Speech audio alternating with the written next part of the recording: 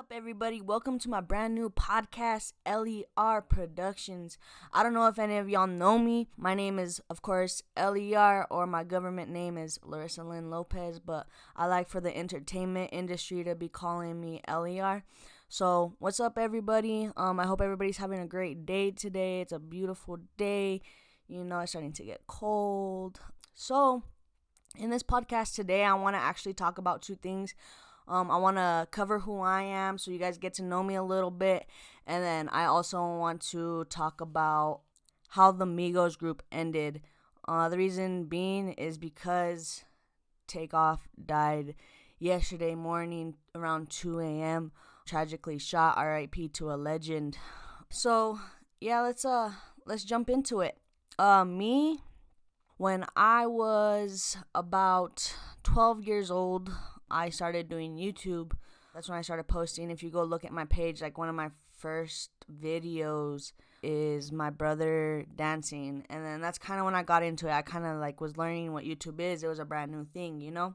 And I just started doing small things like how to fold a $20 bill into the Twin Towers, you know, saying that it was predicted. And I just have a lot of things on there, a lot of different things. I've never stuck to really one subject. I've just always, you know, explored, and that's why I'm doing this new podcast as well. I'm still doing my YouTube, and let's try to do these podcasts. You never know where it could go. So, yeah, I did those videos, and then around my sophomore year, I was in stagecraft, and in stagecraft, I managed everything. Like, I was basically the teacher's little, like, hey, do everything for me, you know what we gotta do. So, yeah, I like to manage things. I threw on a whole show, and I loved it, and I think that's when I began to really get more into the entertainment industry, because I'm learning so much. And then from there, I learned, hey, I like to manage things, and my cousin liked to rap. My cousin's been rapping since he was about, like, 9 years old, since he was really young. And he's really good, so I told him, hey, bro, you can make it far out here. Like, you have some bars. We just gotta get the right management behind you. You should let me manage you. And he was like, I don't need no manager. You're not gonna be my manager. I was like, what do you mean, bro? Like, you need a manager. He's like, no, you're gonna be right there beside me. You're gonna be rapping with me. And I was like, bro, that's not gonna work out. Because when I first started, I didn't know. I could barely rhyme simple words like cat and hat, okay? So I was like, there's no way I'm going to be able to do this.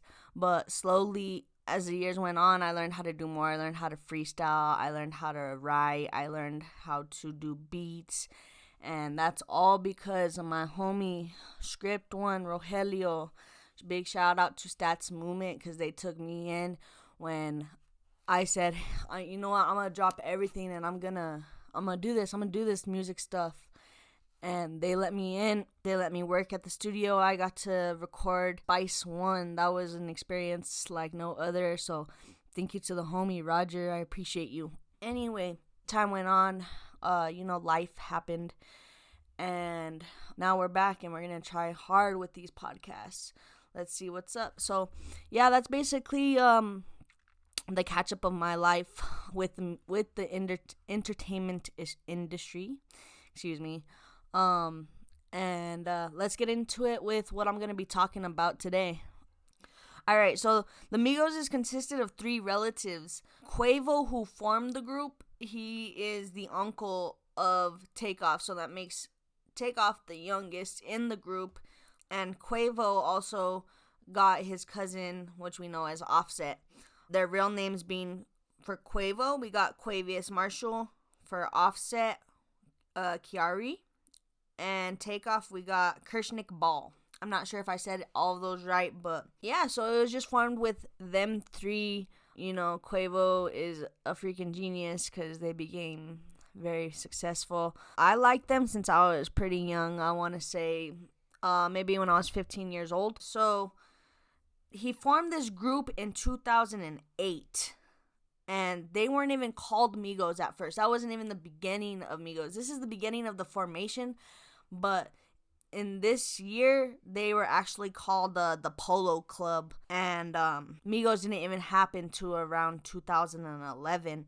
The reason they got rid of the Polo Club name is because they decided it was too generic, so they needed to go with something different. Migos, most people know Migos as, amigos, the Spanish word for friends. But in a 2013 interview, the Migos actually said that the reason that they chose this name is because it's from where they grew up. This is quotes. It says, "We always ran together on the north side as Migos, as boys. But actually, it's the hub of drugs out there. So everybody that comes to Georgia got to touch," and I don't know if I'm saying this correctly, Gwinnett, it's the countryside, first, so we call it Migos.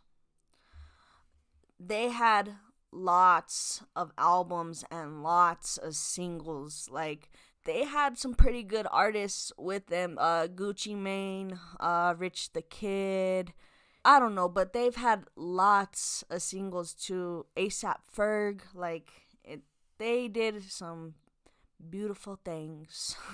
So anyway, their albums began in 2011. Their first album was called Jug Season, Juug Season, and they went all the way to 2021 as the trio. They had in 2012 No Label, 2013 Streets on Lock with Rich the Kid, and then in 2013, the same year, they had about 3 albums coming out in that 1 year.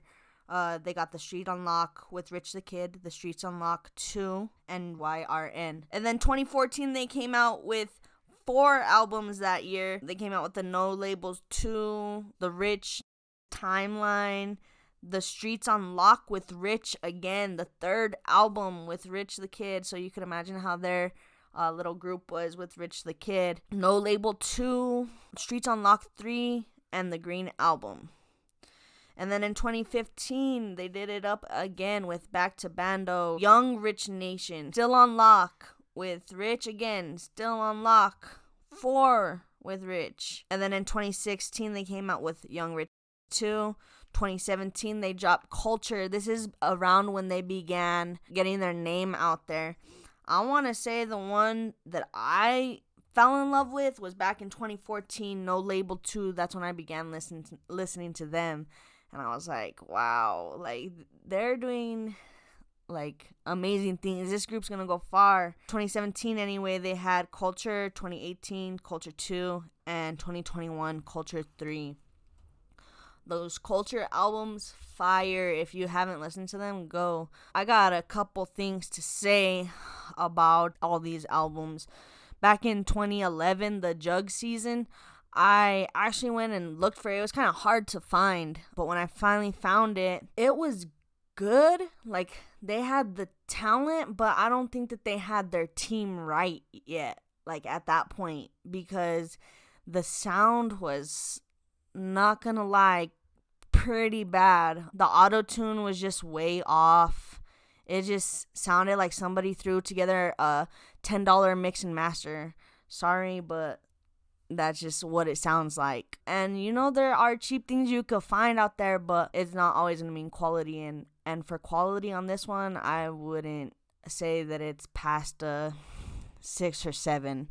It's not, it doesn't reach that expectation yet. Then in 2012, No Label. Honestly, I haven't listened to a lot of these. That first No Label, I don't think that I heard that. I didn't even know that they made so many albums with Rich the Kid. I didn't know they had that tight of a bond, but that kind of shows that that's kind of someone who they came up with, and then they began going into people like Gucci Mane and A$AP. And yeah, they had lots of singles, so you can see their career. They put in that grind, because there's not a lot of people that in this industry that will seriously take you serious. There's not a lot of people that they'll be like, hey, let's make this song. And yeah, we're going to do it up, and we're going to have a performance, and we're going to do this. But it never happens. They never even show up for that first time to even record the song. When you say, hey, I got this beat, or I got everything together, I just need you to throw on this verse. oh yeah, I'm probably not gonna be available until about December, and it's January. You know what I mean? Like, nobody really takes you serious. So this shows how much work they put into it, and because of how much work they put into it, that's why they got where they were. So big shout out to them for being able to put in that work, because that's a lot of albums, and for each year, like, my goodness, you had to be sitting in the studio all day from morning to night. You had to live at the studio for that kind of stuff, because music ain't no joke. It takes time. It's a real art. I love doing it, so, you know. But anyway, that's a little background history on them. The split happened before Takeoff was taken from us, November 1st, 2022. But that marked the complete end of it.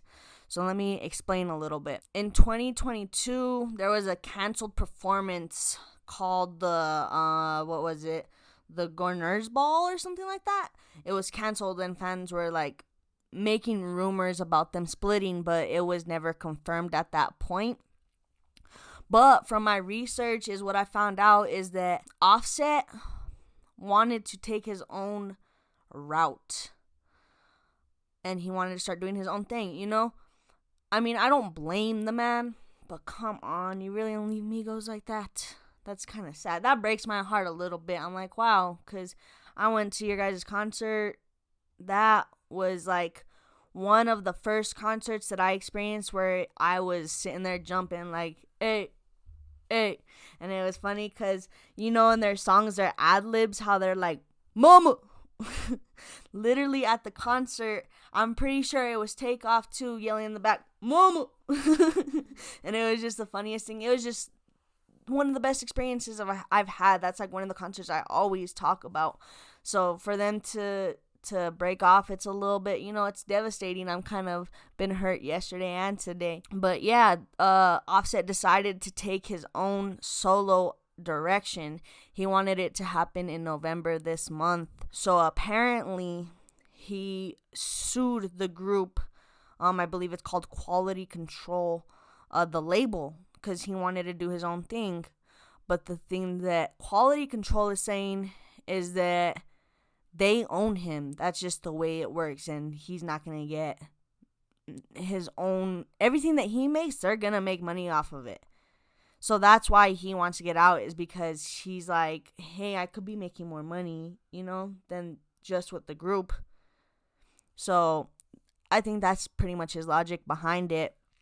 But yeah, they're saying that they own everything, anything that he does solo, it's theirs. So he's suing them because apparently he already paid handsomely in 2021 to buy his rights, and he believed he should be the sole owner of all his rights. He paid, I don't know how much it was. I didn't look up the exact amount of money, but in quotes, paid handsomely. If you paid, then yeah, you should be able to own your own stuff. But apparently they don't believe that that's true, so that's why he's suing them.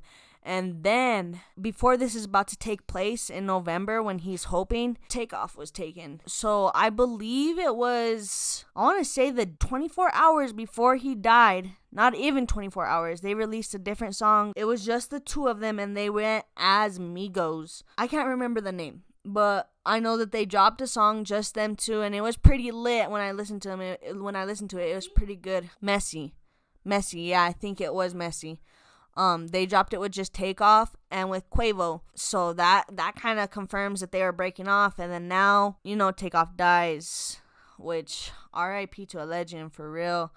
Because that man had his own albums, and he had way too much talent to be taken earlier, which is something else we should talk about, is why are y'all shooting each other? That's sad, bro. In New Mexico, this is where I live, we've already had over 100 homicides just this year alone.